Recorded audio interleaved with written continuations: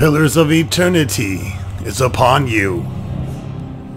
Welcome back, everyone, to more Pillars of Eternity. We are in the dungeons of Raedric's Hold. I went ahead and changed everybody's AI for now to defensive, so at least they'll attack back when people are in close vicinity.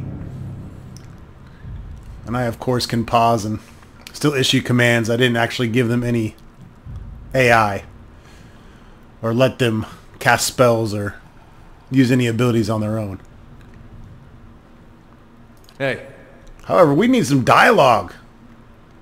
We gotta exhaust some dialogue here and start getting some questicles going for our party members and make sure we've exhausted all those individual dialogues. So let's start talking to everyone. Get some backstory here. What's on your mind? What is it with you that you want to ask this watcher in Caed Nua? Just some things about the past, about the war. I've been thinking I missed my chance to find out what I wanted to know. That old watcher, though, he opens up some new possibilities. I was wondering about Eothas. It makes two of us. What is there to know about Eothas? If you're looking to find religion, maybe you want to start with a god that hasn't been burned to dust, but I won't stop you. Eothas, he was a young man with a silver crown. Carried a candle around with him. Sounds like I'm giving a bad eulogy here. Sounds like it. He was a lot of different things to different people, I guess. Rebirth, redemption, light. Out in the country, he's gone. The farmer who helps all things pass, seasons, people, both. He watches over the weak, does gone. Season balance is made right. You can see why all the copperless rowdies around here might take liking to someone like that. He was real popular here for a time. These days, you won't find too many worshipping Eothas in the open. It's hard to know who still does it in private and who's given up. Feels like I'm the last one sometimes. He smirks. If that's the case, he deserves all the mourning. Do you still worship Eothas? In my way. I don't suppose he expects me to show up at his temple these days. Not much left to do for him other than keep his memory alive and keep hoping that he's just been playing a joke on all of us these past 15 years. As far as I know, he hasn't said anything to anybody since the Godhammer detonated. Why worship in them? He grimaces. Well, if it turns out he's not dead, and I gave up on him, I'd have betrayed my god twice. Even the god of redemption's got to have standards. I'd probably be reborn as a fat Amoa's horse. That's not really it, though. Not all of it, anyways. He cast a sidelong glance. Guess it's more. Still believe in things he believed in. I just hope his death doesn't mean the death of those things as well. Sometimes it looks that way. Why did you choose to worship Eothas in the beginning? Raised that way. My family's been Eothasian going way back. Suppose it wasn't much of a choice at first. Don't know for sure why my family started worshipping him. Probably because of Gon looking after folks like us. He looks you in the eye, conspiratorial. Could just as well be that my ancestor did something so bad only Eothas could forgive. It did explain a lot about where I got my less respectable traits. Did you only worship him because that's how you were raised? Mm-mm. There was something I genuinely liked about Eothas. Always. Like he understood people better than the other gods. Knew all our flaws and weaknesses and accepted us for that. Folks are at their worst when they're afraid. A god like Eothas, he made you realize there was nothing to fear. Made you a better person. I think I might like this god. Of course, he goes away for a few years and look what happens. What made you think Waidwen wouldn't speak for Eothas? Was his actions. Not when he started his rebellion, and not even when he took over Rhaed Sarris. It was when he sent his armies into Dyrwood. Up to that point, he was sticking up for his people. That's what Eothas does. At least the gone part of him. Those farmers were starving and their government didn't lift a finger. I figured it wasn't Eothas himself. At least he had the right idea. But then he sent armies across the border, even crossed it himself in the end. Word was he was chasing refugees and escaped the rebellion. Wanted to punish them and punish us for allowing them to live there. That just didn't fit for me. Those are the deeds of a vengeful god. Skane or Boudica, maybe? Or just a man who's lost his sense. I still have trouble believing it, but there's no one left to ask if it's true. Tell me about the purges. You sure you don't want to talk about something more pleasant? Like the War of Black Trees or the Legacy or something? Nuh-uh. It's eye-opening seeing just how naked you are when you've got no god to protect you. The Saints' War was a hard time to be Deerwoodian. People thought it was the end times. They talked big about how we were going to defeat a god, but I don't think there was a man from here to White March that didn't think he was going to die. It does something to you, thinking you're going to die at someone else's hands. There's a rage that comes, indignation. Imagine a whole country full of that. Might have been Coldmorn that started it, town near the border. They let Waidwen march right through. The rest of Deerwood cursed their names to the end of the war. Some say it was the Eothesians there that persuaded the town not to oppose the army. Others said it was just cowardice. It was like the Legacy that way. No one knew the real reason, so they just picked whichever one best suited what they wanted to believe. Either way, that town was burning before the first ashes of Eothas hit the ground. It felt good to the people here to be in control after being so helpless. So the fire spread. A lot of us Eothesians went the way of our god. There were claims from Church of Magran that she'd actually commanded the purges. I found that hard to believe. It sounded to me like people were doing what they wanted, wrapping their god around it like she was a cloak. Then again, that's what I thought about Waidwen. What's on your mind? I'm gonna talk about you now. By the way, folks, this is going to be a lot of introspection into our characters this episode. I'm not sure how long this is going to go, but if you're not into the character depth and me sitting here exhausting all the dialogue options, you're probably going to want to skip ahead a bit. What'd you do before all this? Oh, other than the war, I never strayed too far from where you found me. Farming, mostly. I was never much for cities. Never learned a trade. That sucks. In my younger days, I thought I was going to go preach the word of Eothas. Just in our temple there. My parents encouraged it. I made so much trouble for them growing up. They used to say it'd be best if I got in good with the God of Redemption. Of course, us blowing him up probably didn't help my chances there. But if anybody'd forgive you for blowing him up, it'd be Eothas. Did the people of Gilded Vale really try to kill you? They, they did. It was strange timing, because we just won the war. They celebrated when I came home. There was music and dancing. Trumbull used half his grain making this big honey cake. I still dream about that cake. Like having the best lover of your life, but only for one night. And they were all sorry to hear about my brother. It took a while for word of the purges to reach us. Eothasians being murdered in the streets. Coldmorn and the like. No way would they let something like that happen in Gilded Vale. That's what they all said.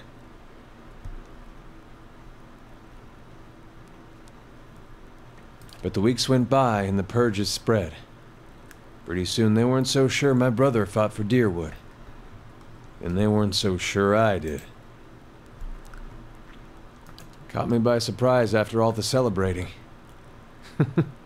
Should have seen it coming after the tailor said he was going to fit me for some new clothes, but then all he wanted was my neck measurement. Really? Nah, not that last part. But you had to think about it. Says a lot about the place I've been calling home all these years. Why did you stay for so long in a town that hated you?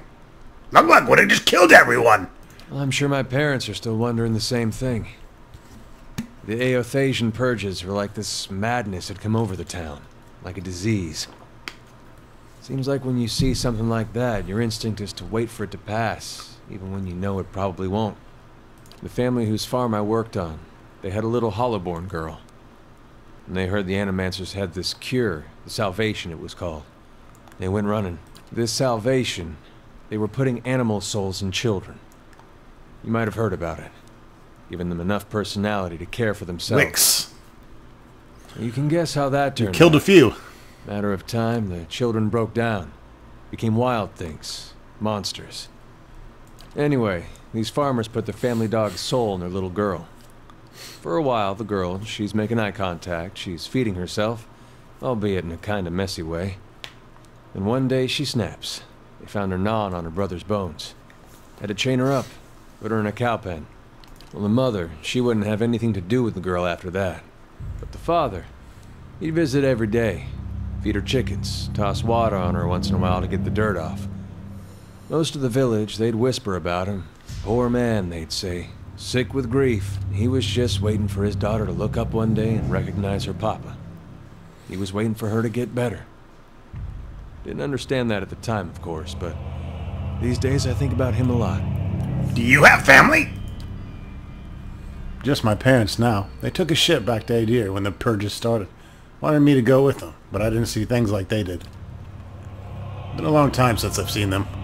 I really should visit, but for some reason I haven't much felt like leaving home. Good thing they chased me out, or I might have never left. What's on your mind? What's on your mind? Alright, I think we've exhausted everything with Eder. Who's this asshole? We don't want to talk to him. Let's talk to Aloth. Aloth looks at you with quiet attentiveness. How may I be of service? Tell me about Adir. I've been gone for more than a year now, but I suspect I'll always think of the forest and fields of Adir as home. Thousands of years of history and tradition behind us, and there's a sense of dignity and responsibility that comes with it. He frowns. Of course, there's baggage as well. Our imperial past is still fresh in the minds of many, as you may have noticed here. Has it been difficult to adjust to the Deerwood? People here are informal, hot-blooded. His mouth twists into a wry smirk. More attentive to insult than to duty, but as long as one avoids provocation, it's easy to get along. He steeples his fingers. I've gotten accustomed enough to keeping my thoughts to myself, anyways. How long were you in Gilded Vale? He shrugs, fidgeting with the hem of his sleeve. Not much longer than you. As you saw, it was hardly that haven that had been advertised. Any thoughts on what I should do next? Well, you're in charge here, and as far as I'm concerned, any place is better than the Gilded Vale. His eyes dart to Eder. No offense. Really? Hi. That's all Aloth has for now? Guess so. Alright, this might be shorter than I thought. Let's talk to Durance. What's up, little man? Thought I felt your eyes on me. Now come to words. I had questions I want to ask you, you little shit. If doubts and curiosity plague you, you're skidding your knuckles on the wrong door. Why were we supposed to meet? The why of it is your watcher, he snorts. A watcher runs two roads of why for me. It's more of a matter of what. There was a time when I wouldn't have spared a thought for your words, or even bothered with you, but now seeking out watchers is what I do, to put truth to them, see which of the two ways they bend. He smiles, slightly taunting. Truth? What kind of truth? In a yard dry field in need of a harvest burning. He frowns for a moment, his eyes flat. Or you're lost in the darkness. Either way, you can see differently from others. He gives a half smile and his tone becomes accusing. I can tell by the way you notice that staff first off. Not many can see it at first, nor the etchings of the flames, but your eyes... He stares at you, almost eagerly nodding. Your eyes trace the path that I could see. So which are you? A dry field or lost in darkness? Durance's face tenses. The day we don't trade that question back and forth is the day our paths no longer need to be joined. And the trial. Durance's hands clench his staff. The trial is done. So you don't know either? You know this nation is diseased. Don't need to be a watcher to see it in the children, the politics, the men that stalk the roads with knives in hands and manna in their eyes. This land needs life again, new seeds planted in the burned soil. His voice drops mocking and his eyes narrow. And something tells me you could see the path to making that future happen, Watcher. Your kind always does. So then, we need to make sure you truly see now. This nation and its people don't need any more lies blinding them, nor do I. You test the truth. You don't blindly accept it. And how do you plan to test me? Sharing the road, of course. One truth to match another, matching each other's pace, keeping rhythm. Other priests can keep their teachings and rantings. For my faith, my teaching sharing the road is a simple hard truth. His smile widens and his hands tap against his waist once, then twice. And when you knock one truth against the leg of another, why both legs stand firm. But now, if you strike a lie at the knee with the same force, his smile dies and his eyes narrow. Why you make a cripple with one leg to stand on. Is that why you carry that staff? Is that why I... Durrance is about to launch into another valley of words, blinks, then he rolls his head back and laughs deeply. The laughter coming until it seems the air will run out of his lungs, until it seems forced. Perhaps your words are worth listening to, Watcher. He frowns, any trace of humor gone. But the truth will win out. Keep pace and we'll see.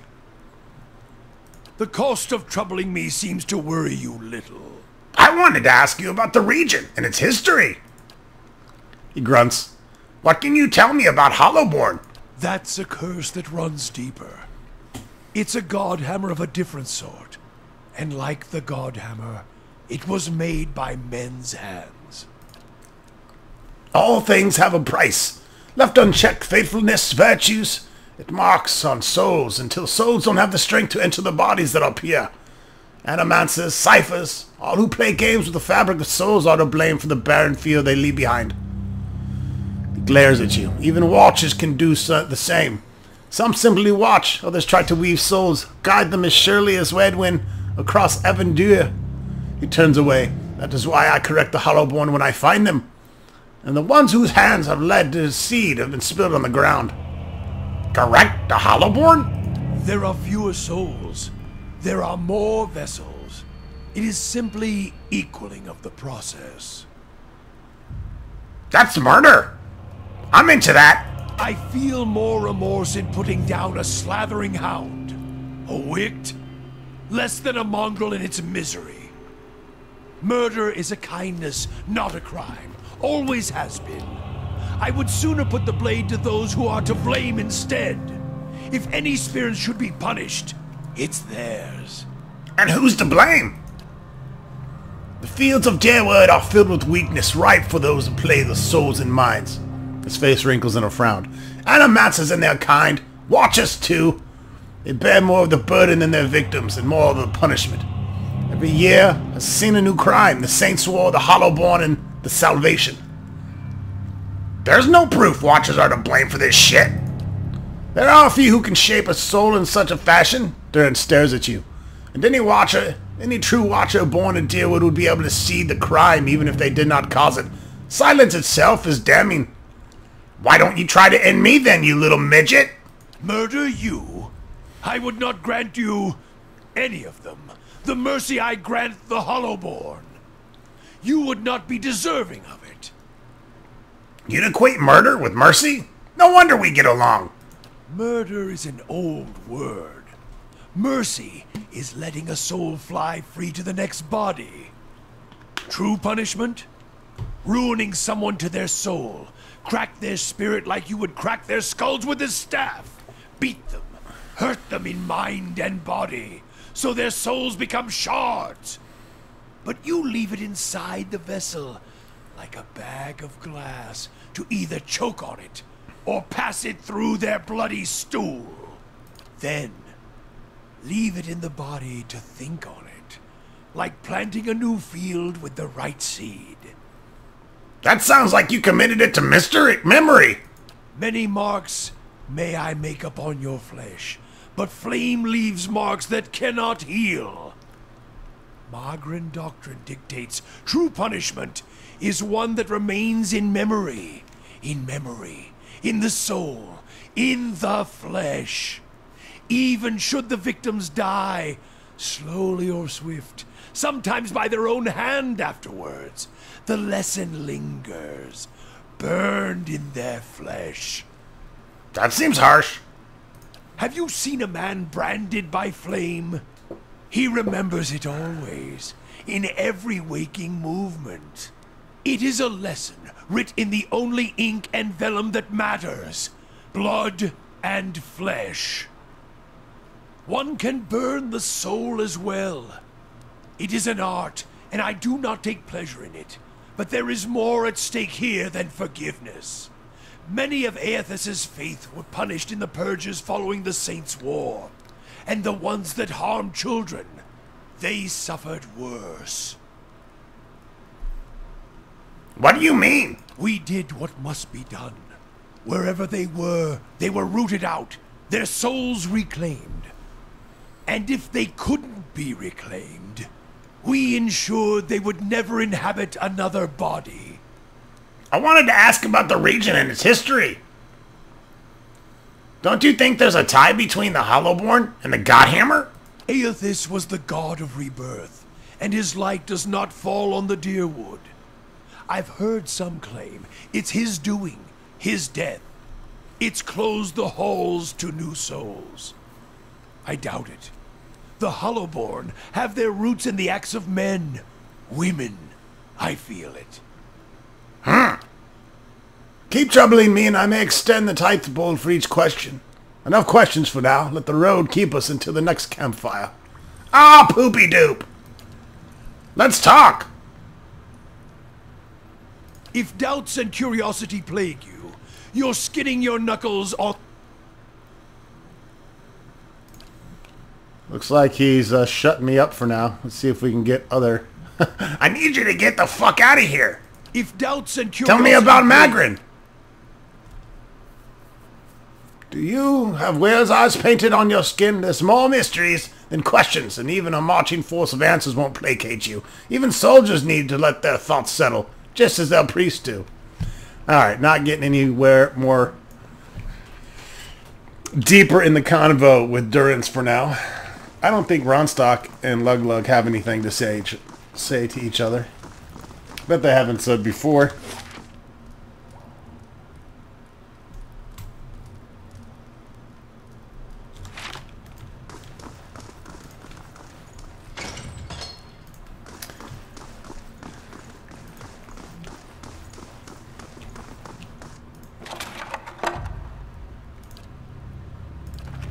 "99 bottles of beer on the wall."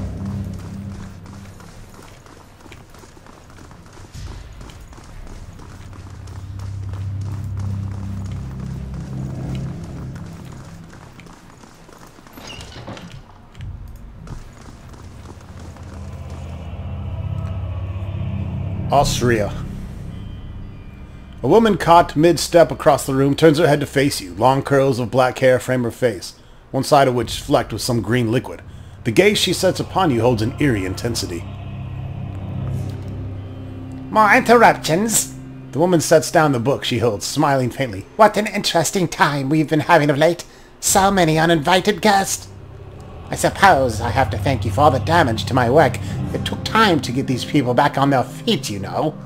Austria frowns. What is it that you're doing here?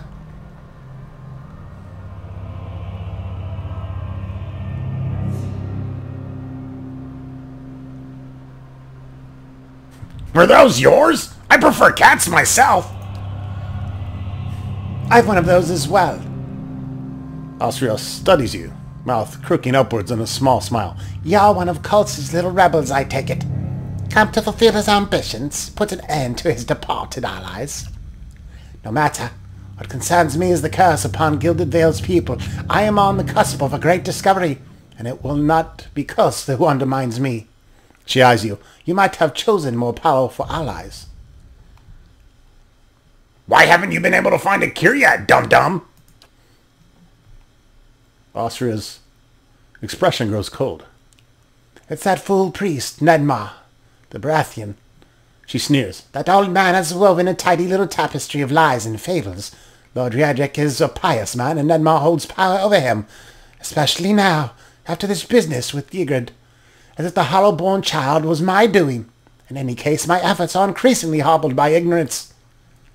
The priest has focused Lord Riedrick's attentions upon the ruins of the scattered gods' temple. If it is consecrated anew, rededicated to Barath, then the curse will be lifted. Riedrick believes him, of course. In any case, he supplied a vast amount of gold towards the effort. You'll note that I am bereft of such generous support. She gestures to her lab with a sweep of her arm. I'm left to scrounge for answers in this dismal conditions. What caused Wedwin's legacy? It isn't the superstitions of senile old men, I can tell you that. The legacy is the affliction of the soul, and I have dedicated my life alongside my peers to understanding the fabric of souls, the essence of life. With any luck, she'll hang on that tree alongside her peers, too. Alof's voice is colder than a witch's tit. I consider myself the foremost student of Pangram's famous theorems.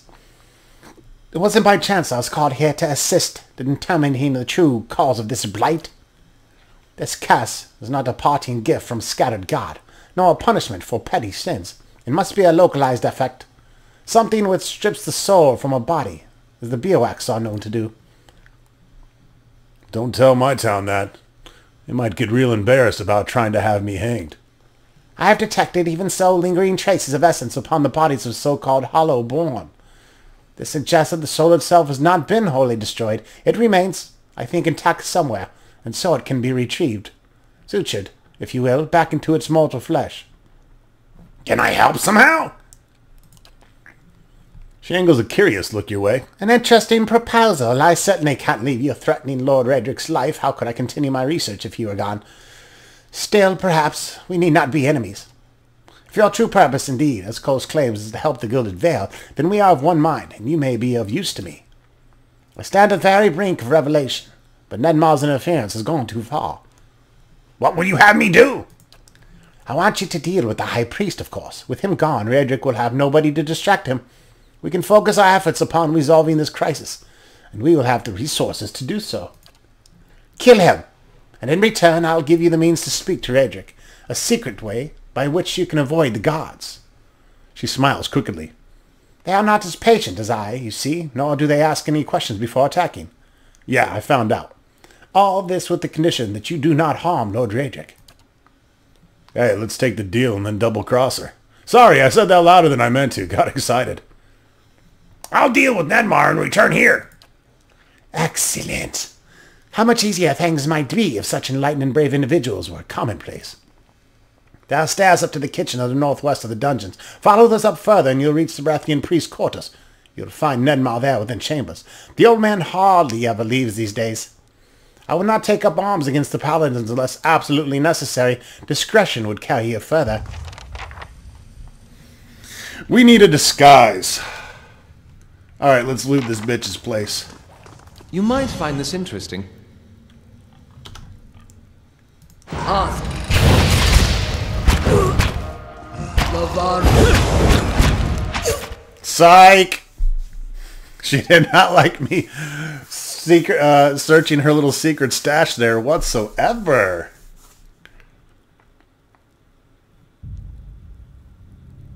Meow. At first you think this poor creature's diseased, for its black fur seems to have fallen off its hide in patches. But when the cat turns to investigate a fly on the wall, you note that an entire section of its ribcage is open to the air. Some of its tail has rotted away altogether to reveal a few jagged vertebrae. This doesn't seem to bother the cat much. It lets out a trilling purr and rubs against your skin. You spend a few pleasant moments scratching the cat between the ears. Black fur comes away in clumps. You pick up the surprisingly light and unexpectedly pointy creature, and it purrs contentedly in your arms. Take the cat if you like. I don't have much use for it. Ooh, new pussy! Alright, we got a new companion. A small, black, compact cat makes a grisly companion, for its thin hide is stretched over its bones. The skin is rotting away around its chin, and there's an unsavory gleam in its golden eyes. All the same, it seems content to twine about your ankles, purring. Oh, Ronstock's gonna love this cat. It's undead. Sweet. As you wish. Meow. Got me a crazy little puss. Alright, so does that symbol mean I'm a thief? Yeah, that's what that little mask is, right? It means don't be a bad boy.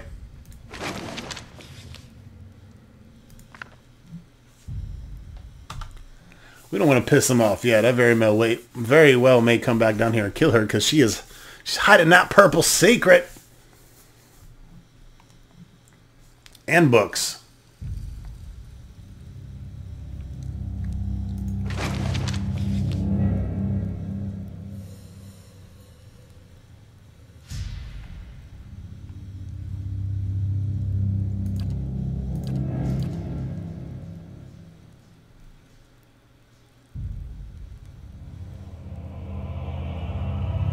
gonna be tough to get all these books. I'm gonna have to look up where the hell they all are. Anyways, we can't steal shit in here. Nor can we even Of course. look around much.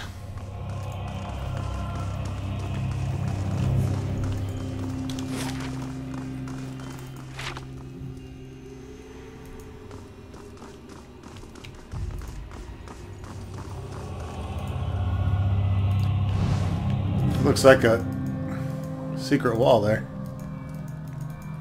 Maybe from another side. As you wish. Double time!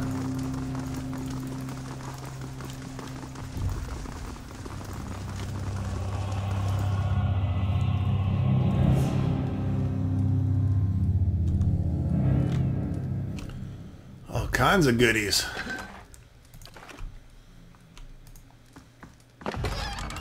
Stealing your vegetables. Gonna steal all your vegetables, motherfucker. Gonna fucking steal all your vegetables.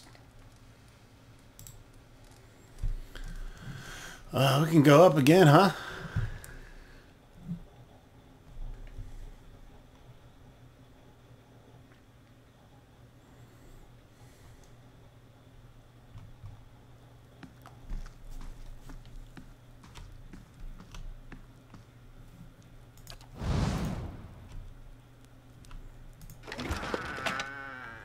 Baratheon priest robes.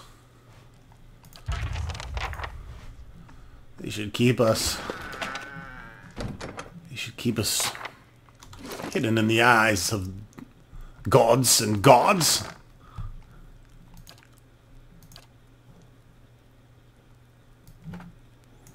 One for you, one for you. What do we got here? Oh, some Brigadine. Oh shit, that's right.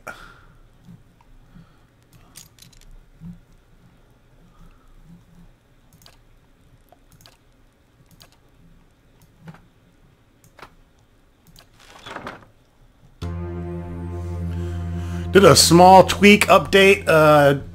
Side did a little bit more detail on the portrait there. A little fine tuning. We actually added a nose in Lug-Lug's ring. To match the golden earring in his right ear. So quick little update. Anyways, let's put these robes on. So we are in disguise.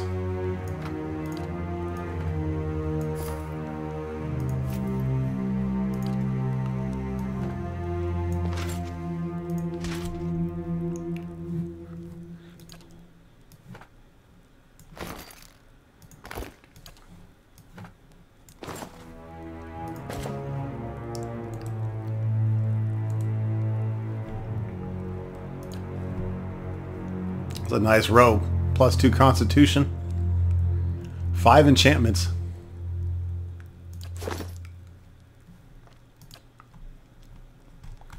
Alright, we're all robed out. Well?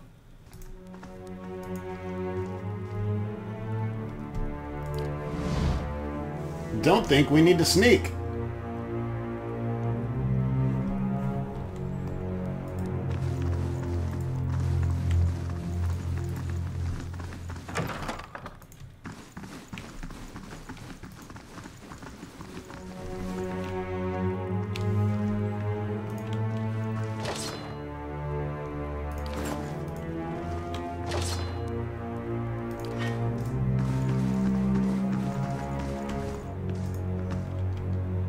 Hold, brother. Pardon my interruption, but I don't seem to recall seeing you before. I've only recently taken my vows. And who is this? More new recruits? I see. Who's your assigned superior? Oh, fuck. Lug-Lug has neither of these. Help and shoot us! Okay, so maybe I gotta be a little bit more stealthily.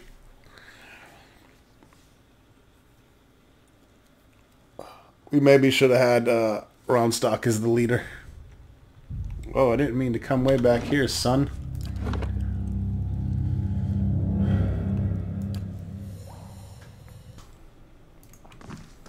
Alright, let's see if I can sneak past these guys.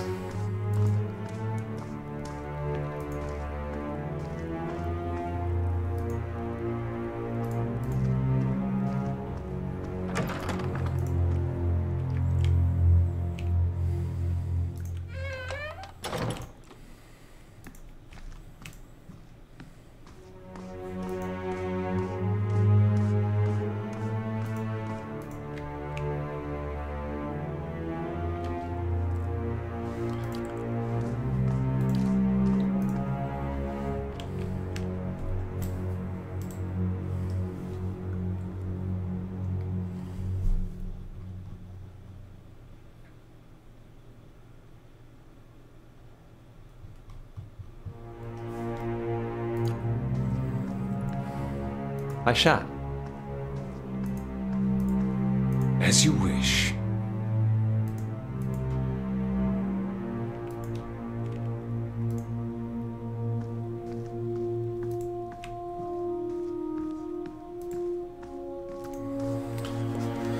These guys don't bug me.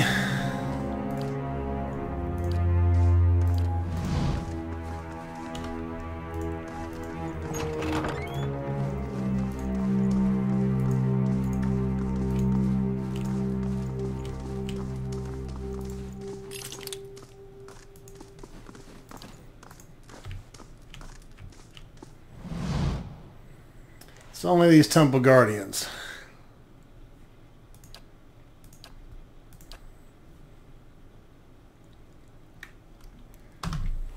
Gotta stay away from the Paladins.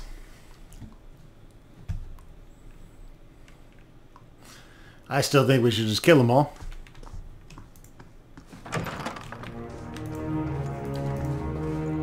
Yes. Aye?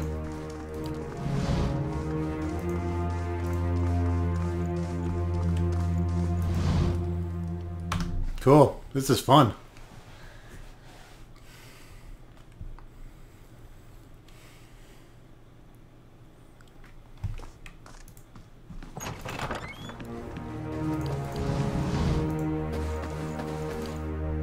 I shall.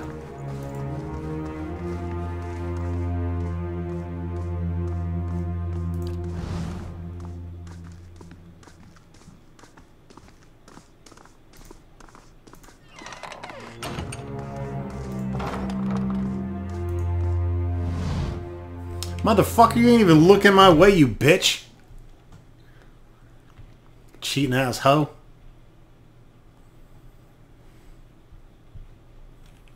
Yes. Laying low. How may I help?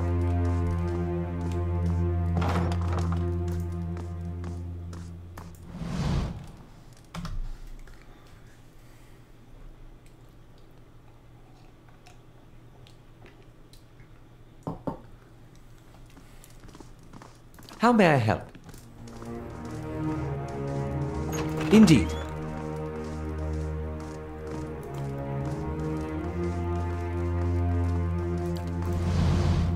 Come the fuck on. Holy fucking ass.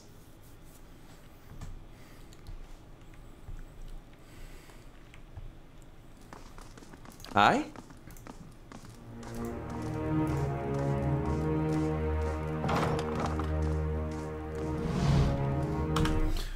Alright, I'm about to mass slaughter everybody in this fucking place.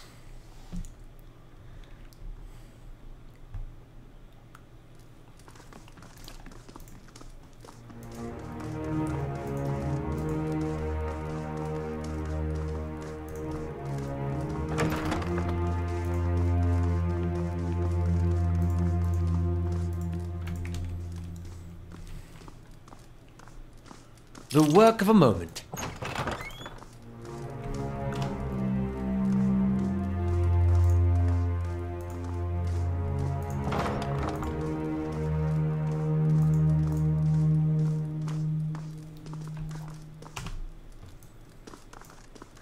Yes.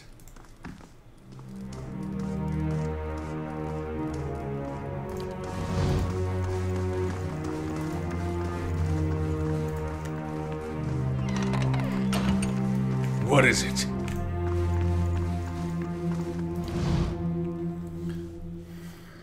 No, I can't even read this shit.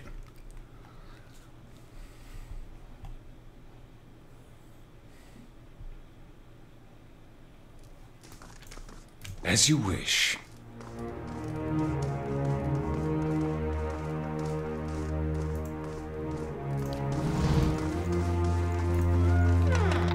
Come on, Kit Kat.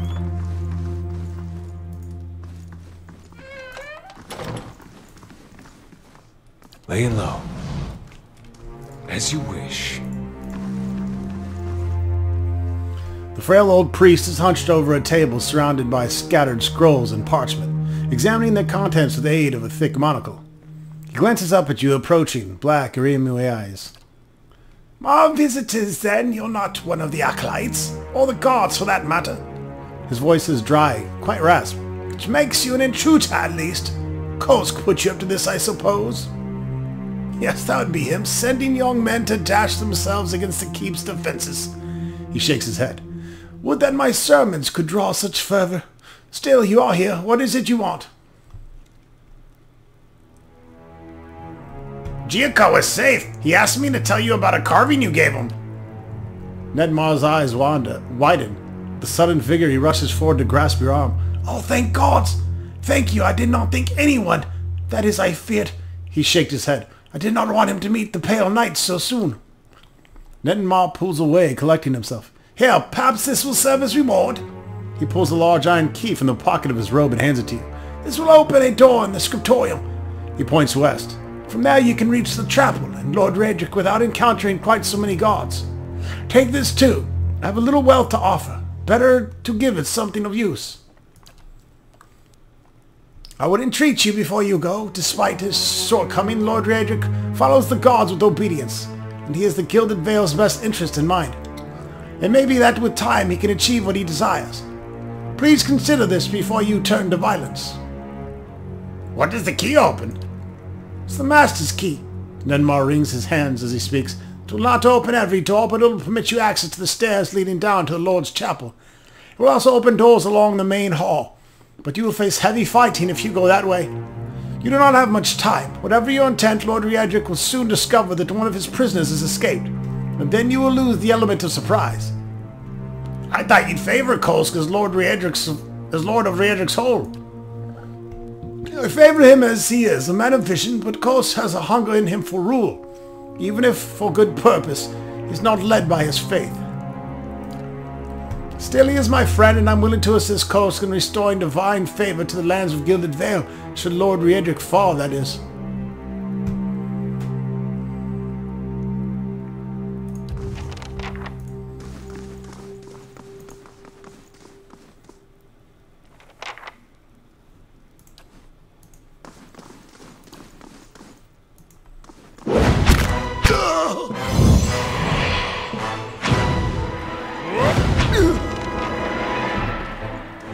Dead, son.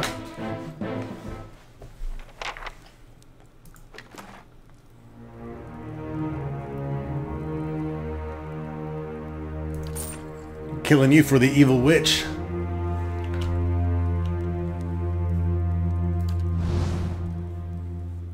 Aye?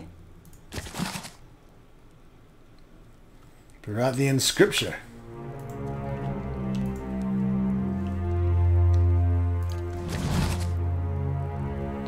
Admeth Hadret Part 2. What the fuck is going on with that? Must be because I'm in window mode.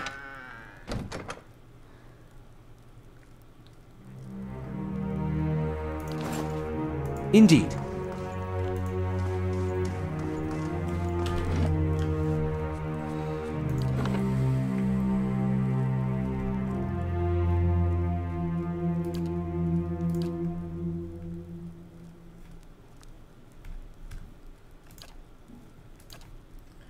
Need to delete a few of these. I've got too many back.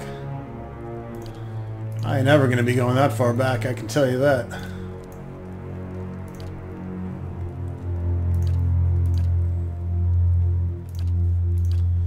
Save on this backup file. I'll see what I can find.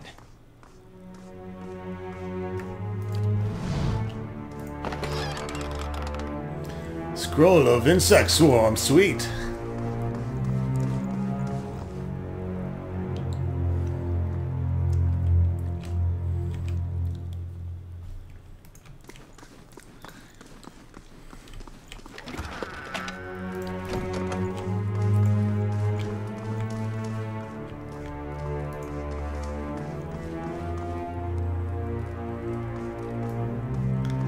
Yes. So I guess I gotta sneak back downstairs and talk to the witch. That's fun.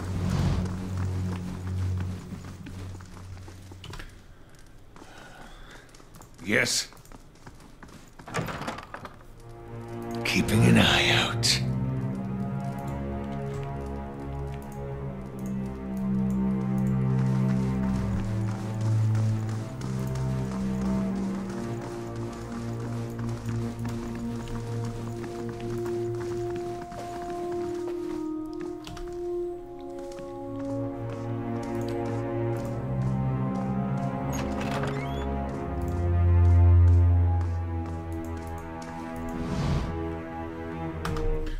Well, Ludlug didn't fucking listen to me.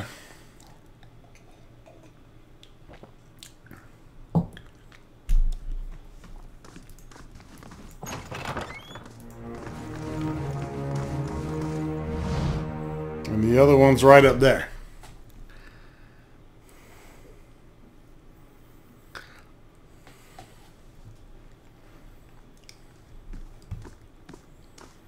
I don't know if I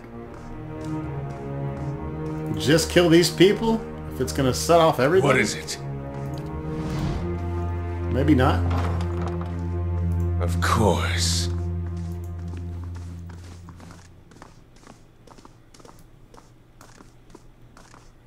As you wish.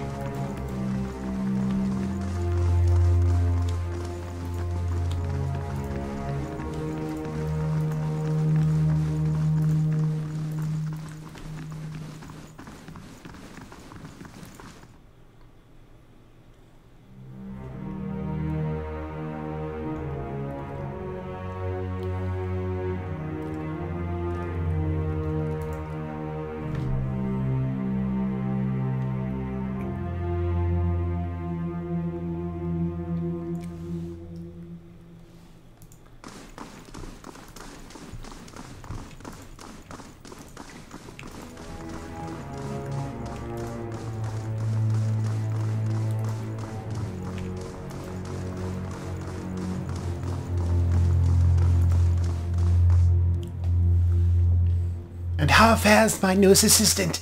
I trust none, Mars, in poor health. I've dealt with that old piece of shit. Marvelous. I'd ask you to describe the act in meticulous detail, but I suppose we haven't time for so much self-indulgence. Well done all the same. You've done me a great favor. I should have asked you to retrieve his body. Imagine he could have contributed to my research after all. Missed opportunities. I can still go get it. Never mind that now. Now is the time that I hold up my end of the bargain. In the time leading up to Lady Ygritte's untimely death, Redrick and my predecessor doting upon her at all hours. There's a secret passage into those chambers, ones that I have the means to open if you will assure me that you will not bring harm to Lord Redrick. I wouldn't dream of it. As we shall see. It may be that Redrick throws you in the dungeon in the end. She smiles. And then I'm afraid our interactions will be far less pleasant. Remember, the fate of Gilded Vale rests upon my research.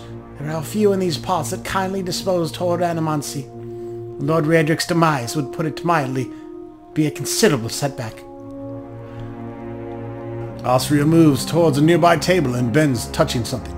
You hear a rattling click and then a low rumbling, as a nearby wall begins to slide into recession in the floor. Osriel smiles thinly, gesturing to the newly revealed hall with the floors.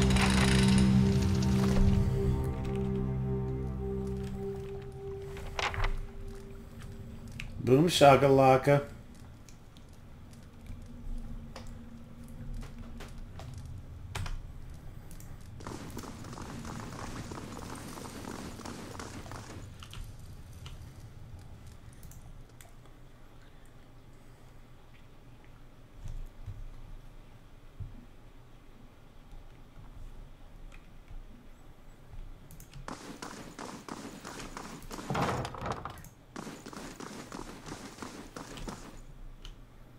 I'll have it in no time. The work of a moment. A blunting belt, Pierce DR/DR.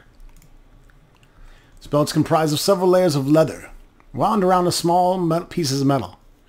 The resulting effect, not unlike brigadine, that the belt's sturdiness often reflects those arcane protections woven into the material. For the belt grants uncommon resistance against cutting and piercing weapons.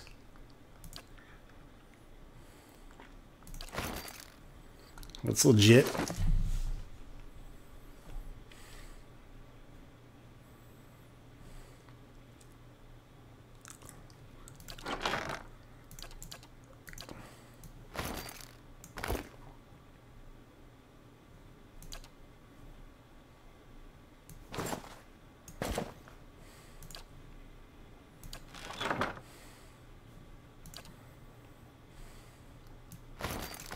Probably should give it to our main tank though, since he is taking the brunt of damage normally.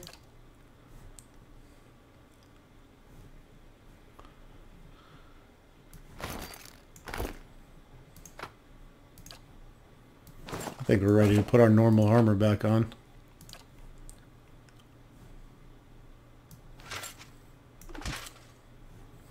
My strange wizard that's allowed to wear a breastplate. Due to his homeland, I would imagine.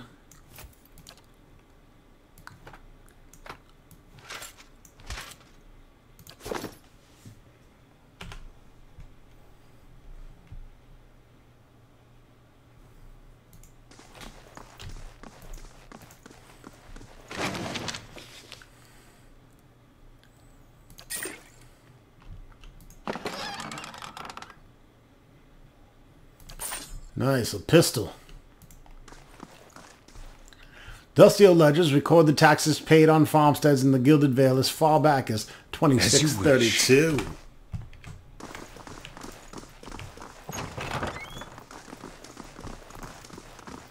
What do you suppose that bally thing is? I don't know, but I'm glad you detected it. Minor cloak of protection and a bloodstone.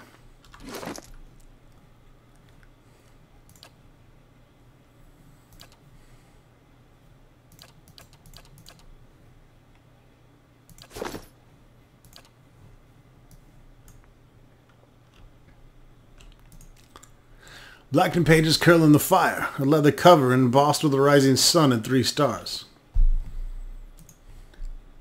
It's barely visible through the flames. What is it? This also seems to be a dead bitch on the bed. Blood still wet runs from the woman's slit throat, soaking into the sheets below. Oh, this guy's a pervert. We're gonna have to put this mad dog down.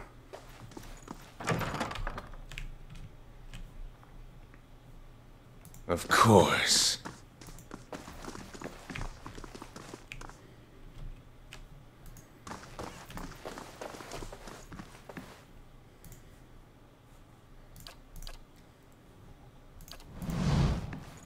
Hey. If it makes you rest easier, you can trust me.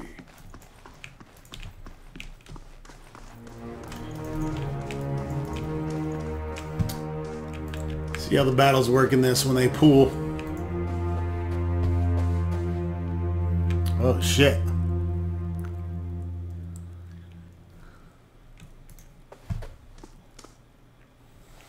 Let him approach. Flanked by a host of guards, all of whom regard you with mute hostility, Lord Riedrick VII observes you from his throne, clad in ornate plate. His eyes have a hollow quality, and there's a pallor to the man's not face that leaves his features showing stark against his dark, unkempt hair. There's a dagger discarded upon one stone arm of the throne. A thin crimson rivulet worms its way down the blade and past Riedrick's fingers, even as he leans forward to regard you with a piercing gaze. Thought he'd be better looking, even with all the inbreeding. Though his face is calm, you notice Edar's hand straying toward his weapon, as though with a mind of its own. It is unlike Kolsch to hire mercenaries, or foreigners for that matter. And you are not one of mine. No shit! So I cannot accuse you of treason. His fingers close loosely around the pommel of his dagger. as if to ascertain if it was still there, and then they flinch away. You've come far closer than his people ever did. Riedric looks to his guards, who shuffle nervously. Much too close. He looks back to you. A quiet infiltration and done more skillfully than Coles could ever manage. I did not expect it. What has my cousin promised you? Some grand reward? If he had any resources to his name, he would not covet mine. And if he had any honor in him, he would not have tried this here, now, when I have lost so much. Point to the dagger.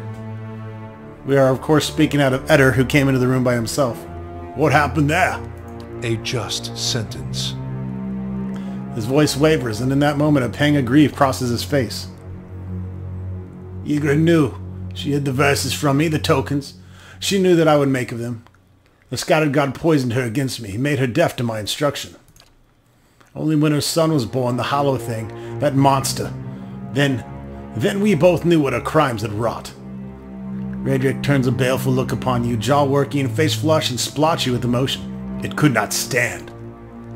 He brings his hand up suddenly toward his temple, obscuring his face. What does Coles know of sacrifice? He would indulge himself, let us succumb one by one, and suffer Barat's punishment until the final soul goes to keeping. Never to return, Gilded Vale is but a barren land. Coles is your cousin? Luglug just screamed that from the other room, overhearing.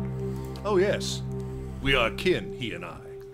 He was raised within these walls, in fact, privy to all the privileges our family had to offer.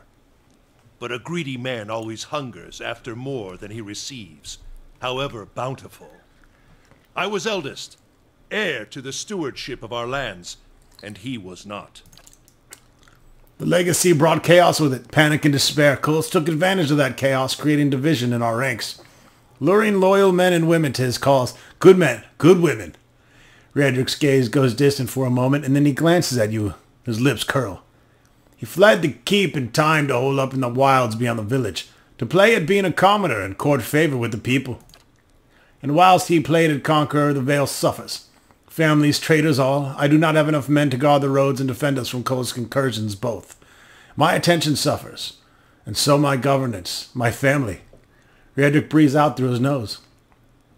Nor can I make the effort necessary to bring about an end to this curse if we are to beset at all hours of his traitorous plots. What have you lost? Much. There is a plague among us here in Gilded Vale. The legacy is but part of it. The rest is fear, heresy, perversion.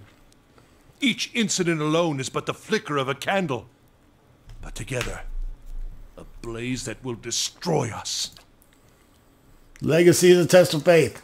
It has driven many to madness. They cling to hollow promises, to dark and terrible things. Each lie permitted feeds the fire. Every whisper, from preening charlatans and venom-tongued midwives, the words of false prophets, the promises of dead gods. He clenches a gloved fist. The flame consumed her. My Ygritte. And our child with it. I wouldn't talk of honor if I were you. I saw a body upon your bed. Riedric's face darkens with sudden fury. You do not know what you speak of. The blasphemies that fell from her lips, the dead things she brought into the world as a result. Gilded Vale's laws hold true for all within my lands. None can be exempt. Ygritte received a just sentence. Whatever her title or her word to me, whatever the cost I bear, you speak in ignorance. Just as you have stumbled in ignorance upon my foolish cousin's plot without understanding what's at stake. Coles didn't send me. Did he not? Or do you throw his name at my feet to spare yourself? Riedric sneers. He is counting on you all the same, a distraction at least, and an able killer at best, so long as he can use your presence to his advantage. He relishes such opportunities, striking where he can from the shadows. Coles lacks the strength to see the matter done. Riedric motions to you, so he relies upon stronger allies. You are a pawn in Kolsch's designs, and he has kept his motivations from you for a reason. I wonder if you understand what it is you do, or what you might accomplish if you were better informed. You have proven your competence in your way, and had I such an ally, we might together put an end to Gilded Vale's woes, lift the curse once and for all, and in doing so, return us to a life where such strict measures are not necessary. I don't care which one of you is on the throne as long as I get paid. Put your loyalty up for sale, and you may find it used and discarded most cheaply. Riedric motions toward the guards with a hand. I am generous to those loyal to me in turn. And if it's coined it moves you should know that the Thane of the Deerwood makes a far greater ally than a penniless pretender to the title. I can offer you a reward if you will put the end to this rebellion. I can waste no more resources on Kolsk. He's robbed me of too much. Kill him, and I can refocus my attentions upon this blight. Between the priest and my animatzer, we can determine a cure. My family will be the last to suffer this legacy, and you will be a richer man come morning.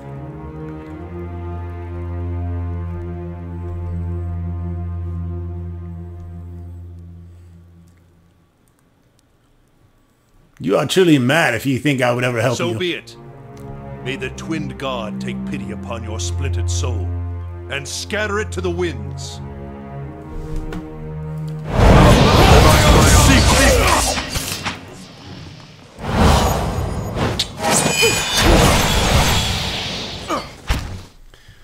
And that's all I needed to know.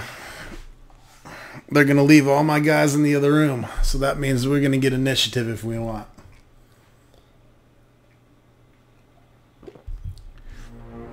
Yes?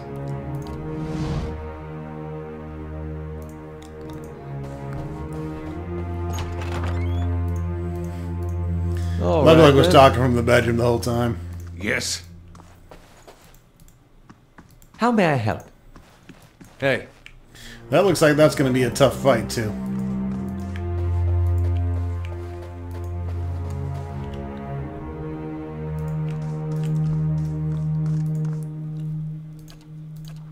It is unlike... What has my cousin promised you? Some grand reward? If he had any resources to his name, he would not cop... You have proven your competence. Good. Good.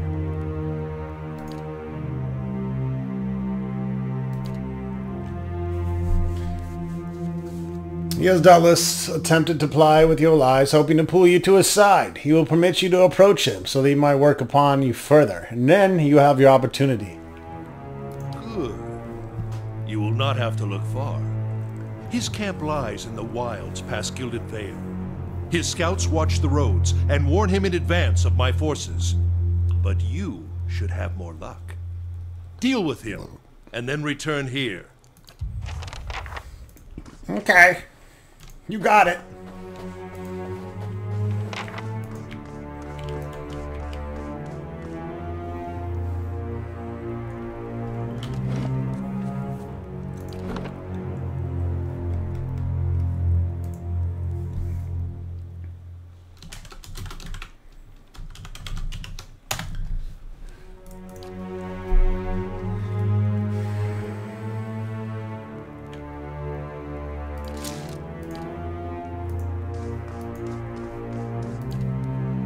You're not getting through me.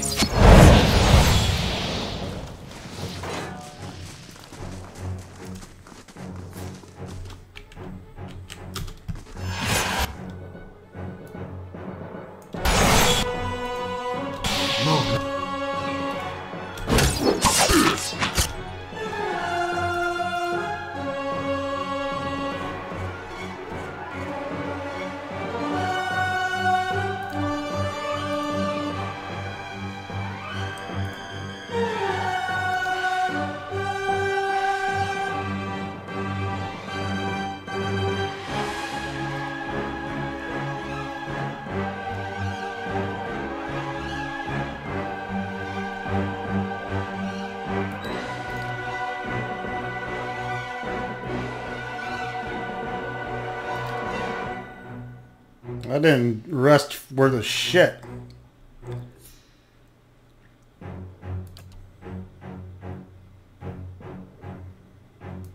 Hey, Lava.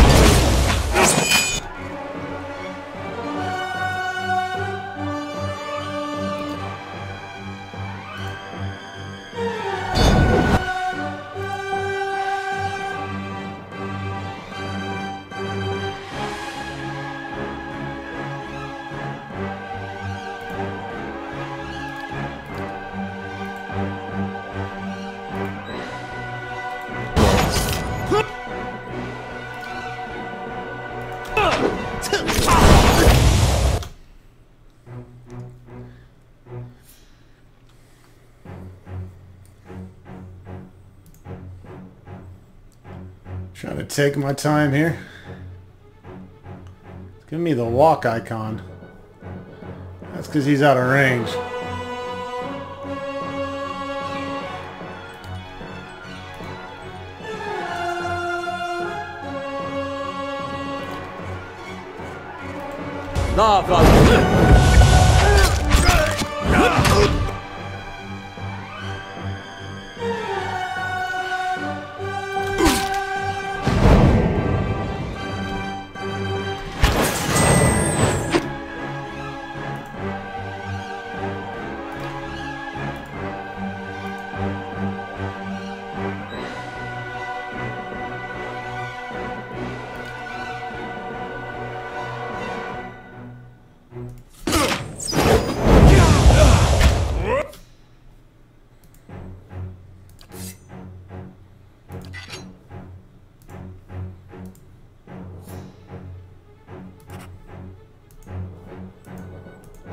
Not getting the right.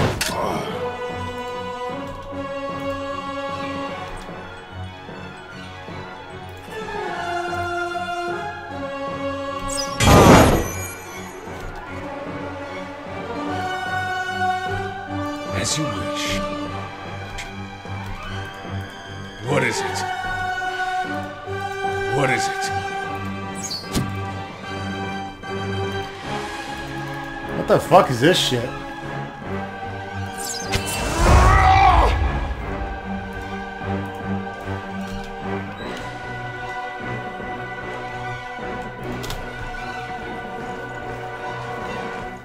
Come on, pussycat.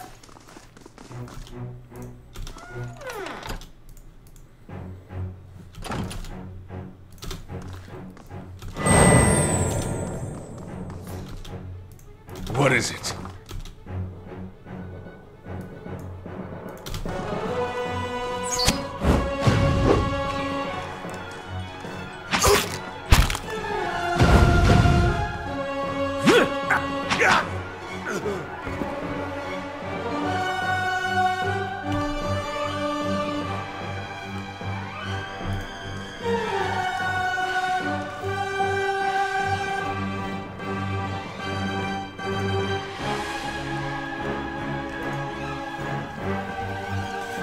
I don't know if the big boss is coming for me.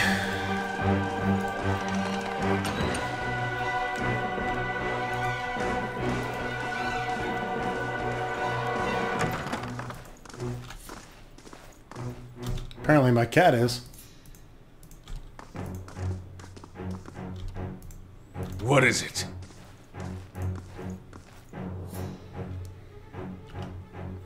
So they're not going to let us save. We're going to have to go in there or lure Dickhead out.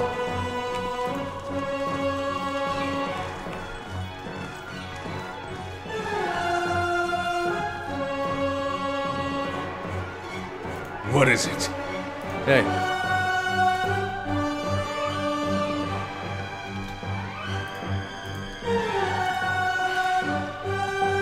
Yes?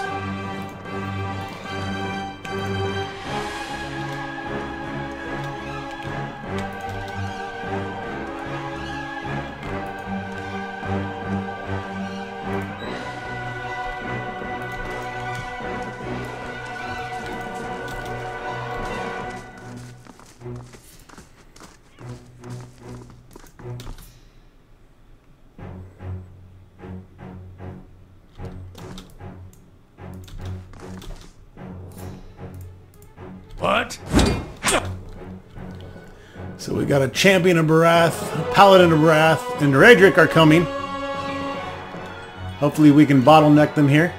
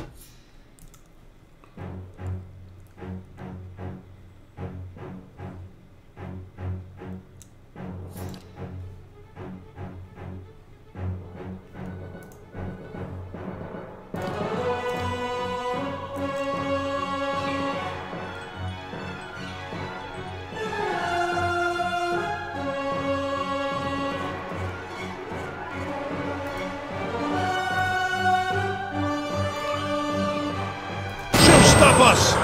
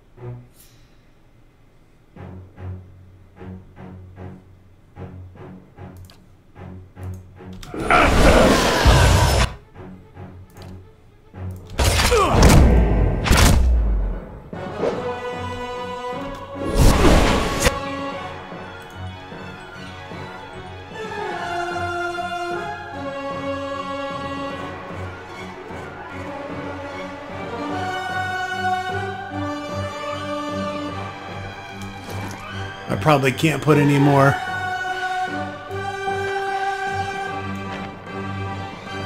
Yeah, I can't pre-equip during combat.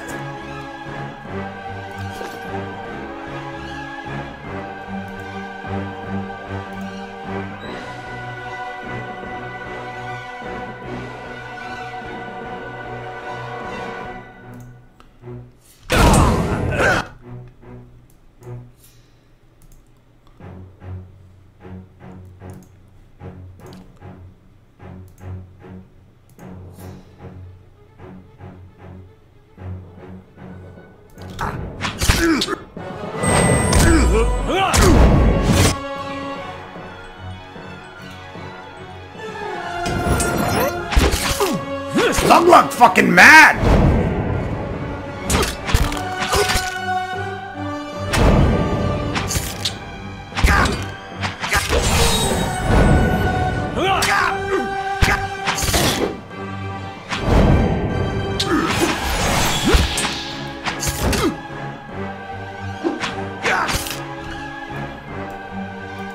Lug gonna beat Raedric on first turn, bitches! That's not very helpful. I win! Well?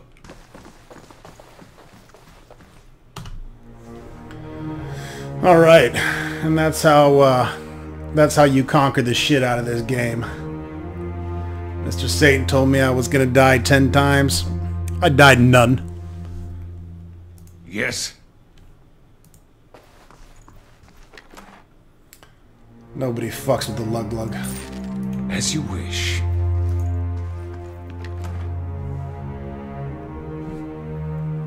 Oh, Justice, you need Greg's sword two-handed. I wonder who that's gonna go to.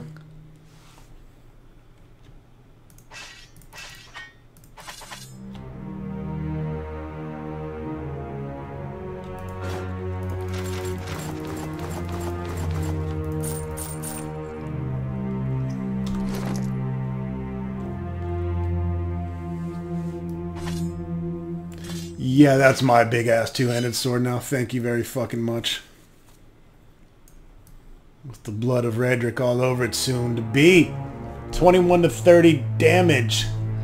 Same as this one, actually.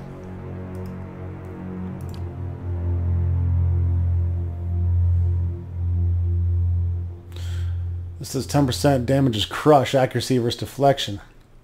The sword was once used by a paladin as an executioner's blade during a long-forgotten crusade.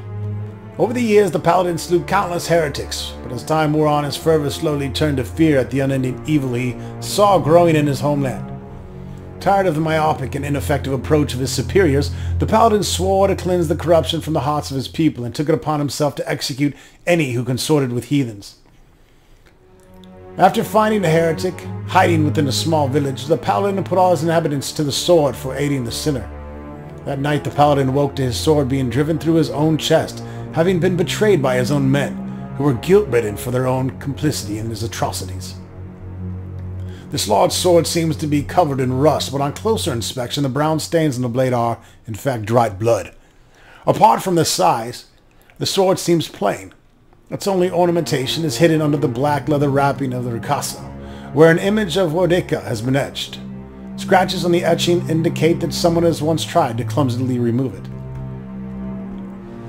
It's the unique great sword Justice. Slow as balls. But it has 4 enchantments, plus 4 versus accuracy, plus 15% damage, plus 25 crush damage. It's gonna make a fine weapon for Lug-Lug. I like it. Thank you. Ronstock, where's your new weapon? You ain't got shit. You still wearing same armor from beginning of game, dipshit. Oh, God. Must I suffer this intolerable moron? Please move me to the lead. Nuh-uh, too late. Game start with me.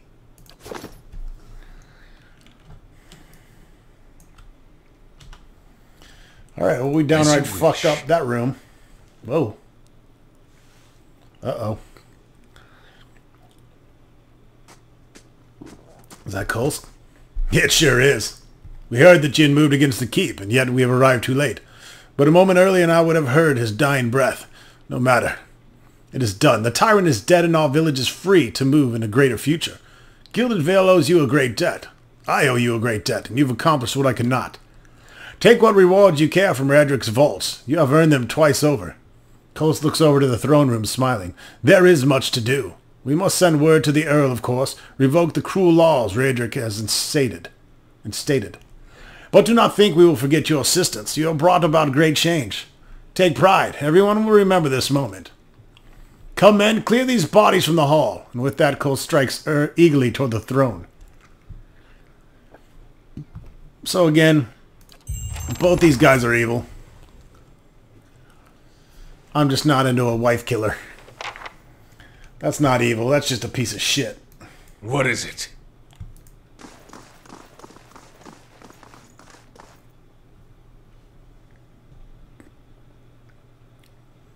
We're going to go ahead and wrap it up here, though, folks. I want to thank you for watching.